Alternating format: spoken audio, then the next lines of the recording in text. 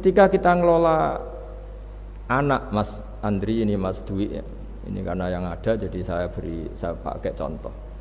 Saya punya kenangan dalam hal ini itu sangat miris ya. Ada orang sepuh soleh, cerita anaknya itu sekarang kerja di Jakarta tidak sholat, padahal itu ya orang soleh, orang baik. Dan dia kenapa datang ke saya? Karena minta maaf dulu pernah dengan tanda ketik pernah menyalahkan bapak saya, menyalahkan kiai-kiai yang lunak. Bapak saya dulu ya di dalam ada TV, ya ada sepeda motor, ya umumnya orang. Ternyata kasusnya itu sederhana Mas Andri. Anaknya kiai ini, orang soleh lah, itu karena saking ketatnya itu di rumah nggak ada TV, juga nggak ada motor. Sehingga kenangan pertama lihat TV ya di servis orang yang nyuwun sewu tidak sholat. Kenangan pertama pakai motor ya dipinjemin orang yang nggak sholat. Sehingga bawaannya dia punya utang jasa sama orang yang tidak baik lah gitu.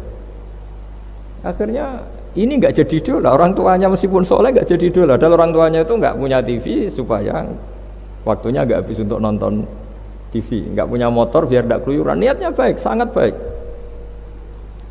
Tapi karena terus ini tuh tadi kembali ke tadi al-insan abdul ihsan, manusia itu budaknya kebaikan.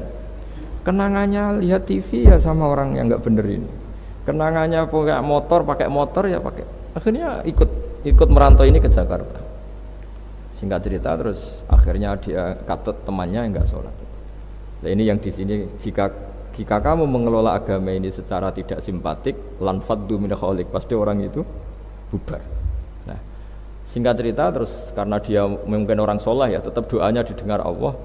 Dia nangis-nangis berdoa di depan Allah, terus minta maaf sama kiai-kiai yang pernah disalahkan, yang terlalu longgar sama anaknya. Karena bapak saya termasuk orang yang longgar. Mbah Mun saya tahu di dalamnya ya ada TV, ada motor, umumnya anaknya difasilitasi. Lalah anaknya itu terus diparingi Allah tobat kembali, terus dia menservis anaknya dengan umumnya orang. Jadi yang bahaya itu bukan tidak ada TV-nya, tapi kenangan pertama tahu TV ini.